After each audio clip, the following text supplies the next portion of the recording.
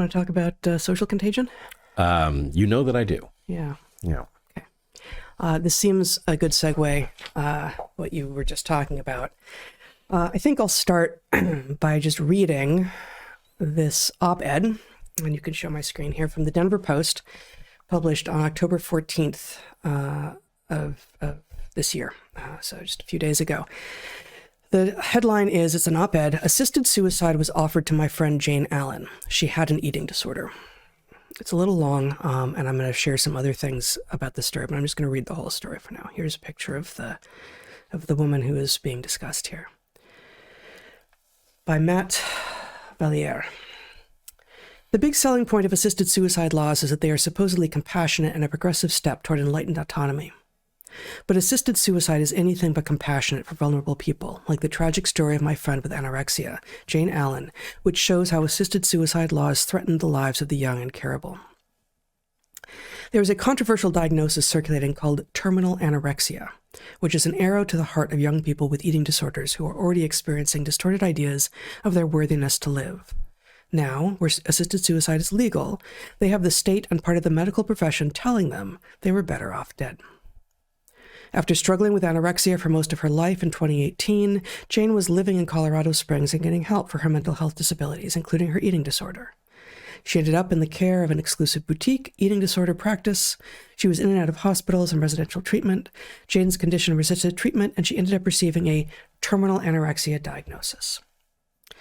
Jane wrote that her eating disorder doctor would make an exception for me and allow me to die if that was my choice. It didn't feel like my choice. I felt coerced and spent an incredibly agonizing months in an assisted living facility. Jane did not get the lethal prescription directly from her eating disorder doctor. Instead, she was referred to another doctor who promptly checked the boxes required under Colorado's safeguards and saw to it that Jane got the lethal drugs. Jane's life was saved at the last minute when her father received a guardianship order from a Colorado judge and was able to have the lethal drugs destroyed. After that, Jane said, quote, "I ate just enough to not die right away. And then I ate more. I weaned off the morphine and all the other hospice drugs that kept me in such a fog. I was getting better, and then I was told that I was too much of a liability and dropped from the boutique clinic. I moved from Colorado to Oregon. I have a job that I love, a new puppy, and a great group of friends. I'm able to fuel my body to hike and do the things I love. I am repairing my relationship with my family, and I have a great therapist who is helping me process all of this. Things obviously aren't perfect, and I still have hard days, but I also have balance and flexibility and a life that is so much more than I was told would ever be possible for me." A week before she planned to go public with her story, however, she died suddenly of complications to her health caused by over 2 decades of starving herself. To this day, I wonder, that's the op-ed writer, whether the months of treatment lost during Jane's detour into terminal anorexia care worsened her condition, whether she could still be with us today doing all the good. We'll never know. What we do know is that these laws are not so rosy as the propaganda would have you believe. They are as messy as life itself, and there has been and will be more collateral damage in people like Jane or Coloradan Mary Gossman, who was told by a nationally renowned Denver eating disorder treatment facility, quote, "There's nothing we can do for you," end quote, which qualified her for lethal drugs under the law. She's in a better place now and has joined as a plaintiff in a lawsuit to overturn the law, so I ask, how many collateral deaths are acceptable to you? For whatever purported good they do, these laws just aren't safe. That stands on its own in one regard, and is full of tragedy. But one of the things that I did after reading this was look for the idea of terminal anorexia was a new one on me. Anorexia nervosa itself is a relatively new diagnosis, but the idea of terminal anorexia, the idea of terminal almost anything, feels dire and diabolical, because especially when we are talking about mental health conditions, what we have understood for decades, I think, is that what you do not do is tell people there is no hope. And so a terminal diagnosis specifically says there is no hope. So I went looking for where this diagnosis comes from. And it turns out it's not so long ago. Here's a paper, a peer-reviewed scientific journal article in the Journal of Eating Disorders from 2022 called Terminal Anorexia Nervosa, 3 Cases and Proposed Clinical Characteristics. I'm just going to read the abstract and a couple of pieces from it. Let's see if I can make this any bigger. Oh, not like that. There we go. Abstract. Most individuals with eating disorders will either recover, settle into an unrecovered but self-defined acceptable quality of life, or continue to cycle from crisis to relative stability over time. However, a minority of those with severe and enduring eating disorders recognize after years of trying that recovery remains elusive, and further treatment seems both futile and harmful. No level of harm reduction proves achievable or adequately ameliorates their suffering. In this subgroup, many of those with anorexia nervosa will experience the medical consequences of malnutrition as their future cause of death. Whereas anyone who wishes to keep striving for recovery despite exhaustion and depletion should wholeheartedly be supported in doing so, some patients simply cannot continue to fight. They recognize that death from anorexia nervosa, while perhaps not welcome, will be inevitable. Unfortunately, these patients and their carers often receive minimal support from eating disorders health professionals who are conflicted about terminal care, and who are hampered and limited by the paucity of literature on end-of-life care for those with anorexia nervosa. And in this paper, they say 3 case studies elucidate this condition. One patient was so passionate about this topic that she asked to be a posthumous co-author of this paper. So you can see here on the screen, we've got 3 authors. The lead author, Gadiani, was involved in facilitating the end of life for 2 of the 3 cases in this paper. And the second author is one of those cases. So she is a now dead young woman whose expertise in this is that she suffered from something that we call anorexia, and that these authors would like to be relabeling terminal anorexia. I'm not going to read the rest of the abstract, but just 2 more bits from this paper. Oh, it doesn't seem to have collected my my highlights. So there was a rejoinder to this paper, published soon thereafter in the same journal. Terminal anorexia nervosa is a dangerous term. It cannot and should not be defined. This is by, strangely, the first author's name looks similar, but it's a totally different group of authors. Again, in the Journal of Eating Disorders in 2022, in which they say in the abstract, recalling the paper I was just reading from, a recent article proposed defining terminal anorexia to improve access to palliative and hospice care, and to medical aid in dying for a minority of patients with severe and enduring anorexia nervosa. The authors presented 3 cases, and for 2, the first author participated in their death. Anorexia nervosa is a treatable psychiatric condition for which recovery may be uncertain. We are greatly concerned, however, regarding implications of applying the label terminal to anorexia nervosa and the risk it will lead to unjustified deaths in individuals whose mental illness impairs their capacity to make a reasoned treatment decision.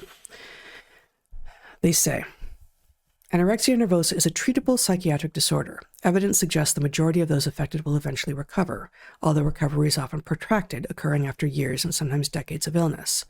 Risk factors for mortality are poorly defined, and there are no clear staging criteria for anorexia, comparable to those used for cancer to help define terminal cases, with an estimated survival of 6 months or less. So, first off, they're pointing out that the idea of a terminal case here is unwarranted because there are literally no criteria. And one more thing from this piece, the danger of a label. Again, this is in the rejoinder to the paper that proposes introducing terminal anorexia nervosa as a formal diagnosis for some people who have already been diagnosed with anorexia. Defining criteria for terminal anorexia has potential risks. We urge extreme caution in discussing these ideas, as vulnerable patients and their caregivers are but a Google search away. Increased public demand for PAS for psychiatric illnesses in Europe following legalization of medical aid in dying is a warning. It's assisted suicide. That's what the MAID acronym stands for. Introducing the diagnosis of terminal anorexia risks countering hope for recovery and increasing demand for, oh my God, I don't remember what all of these acronyms stand for, but for physician-assisted suicide by patients with severe and enduring anorexia. Like social contagion and suicide, demoralized patients who read about terminal anorexia may self-identify with a label and seek out concierge physicians who offer physician-assisted suicide as an elective treatment. This is horrifying at just about every level. And it put me in mind specifically, and if I have my screen back just for a second so I can go to another piece. This put me in mind of social contagions. Yeah. And the idea that once a thing has a name, it will tend to spread. And most of us have experienced having something be wrong with us physically and not knowing what it is, and going to a doctor or a physical therapist or something, and being told, you have X, and feeling the relief. Oh, it's a thing. What I'm experiencing is not something new to science. Thankfully, it's not one-off. It's a thing. As long as it's a thing that's known, probably there's a cure that's known. Of course, that confidence is often misplaced. And the fact that something has a name doesn't mean that it's a good name. Categories are often bad. There are a lot of categories where we've just collected a bunch of things that sort of look the same, and stuffed them into one category, and they're not actually the same at all. Schizophrenia, for instance, I believe. But specifically, having a name for something makes it findable and makes it more likely that people will end up self-diagnosing with that thing. And so I was reminded, just one more piece of reading before we start talking about this. I was reminded of a Twitter thread put out by the excellent Mia Hughes back in 2022. So she was the person who put together the WPATH files, and is now working, leading up GenSpect in Canada. She's excellent. And so she, of course, has not only been thinking about social contagions generally, but specifically thinking about social contagions with regard to the trans phenomenon. So again, February 8th, 2022, Mia Hughes puts out a long thread on social contagions. I'm just going to read the first few. In 1972, she writes, British psychologist Gerald Russell treated a woman with an unusual eating disorder involving binging and purging. Over the next 7 years, he saw a further 30 women presenting with the same condition. In 1979, he wrote a paper published in Psychological Medicine in which he gave it the name bulimia nervosa. The condition was included in the DSM-3 the following year. Then something remarkable happened. The illness swept the globe like wildfire, affecting an estimated 30 million people by the mid-1990s, the majority of whom were teenage girls and young women, who, side note, we know to be particularly susceptible to social contagions. Mia's thread continues. The explanation for this rapid spread is what philosopher Ian Hacking calls semantic contagion, how the process of naming and describing a condition creates the means by which the condition spreads. The epidemic of multiple personality disorder in the 1990s was spread this way. Bulimia entered the lexicon via women's magazines such as Mademoiselle and Better Homes and Gardens, which ran stories about this new and worrying disorder affecting women and girls. Multiple studies demonstrate the media's culpability in the spread of social contagions. In the first decade of the 21st century, the seeds were sown for another global contagion. A rights movement that started out with the aim of improving the lives of transgender people has given rise to a new type of gender dysphoria with all the hallmarks of a social contagion. And I'll just finish with this, although the rest of the thread is excellent as well. Just like bulimia, gender dysphoria was virtually unheard of in the teenage girl population prior to 2010. And then, all of a sudden, countries all over the industrialized world saw an explosion of adolescent girls identifying as transgender. So, I don't know, I did not dig into the history of anorexia. Mia here is reporting on the history of bulimia as a first identified and then written about, and then it gets into the DSM, and boom, it spreads across the world like wildfire. Case of bulimia, I suspect that anorexia has something similar. We have talked before about having decided individually and never having talked about one of the very few things that we would never discuss with our children before they came to be a certain age, and probably mid-teens or so, which was suicide. Why would you introduce to a child an idea that they have not come up with themselves, which is horrifying and awful every time it happens? You should not. Why would you introduce to a child or a young person the idea that a destructive, debilitating thing that a few people have discovered how to do is actually a normal part of human experience? Anorexia, bulimia, or that fantasy is truth and that myth is reality, that you can change sexes, which you cannot. The trans phenomenon.